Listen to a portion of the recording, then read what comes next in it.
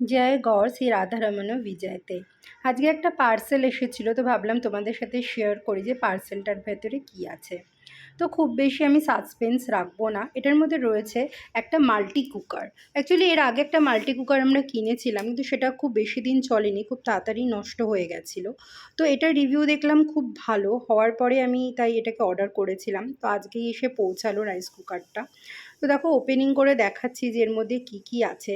তোমরা সবাই জানো যে আমরা যেখানেই যাই সেখানে আমাদের ভোগ রান্না করে ভগবানকে ভোগ লাগিয়ে তারপরেই প্রসাদ পেতে হয়। তো আমাদের জন্য এটা ভীষণ ভীষণ ইম্পর্ট্যান্ট একটা জিনিস। বা যাদের ছোট বাচ্চা আছে তারাও কিন্তু এগুলো অবশ্যই নিতে পারো, নিয়ে তারাও কিন্তু বাচ্চাদের এর মধ্যে নিজেদের মতো রান্না করে খাওয়াতে পারো।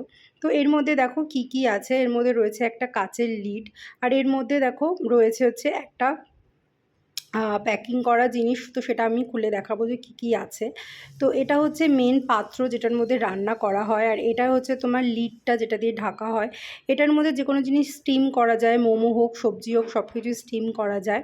আর এর নিচে দেখো এখানে একটা স্ট্যান্ড রয়েছে, স্ট্যান্ডের উপরেও তোমরা কিছু রেখে রান্না করতে পারবে।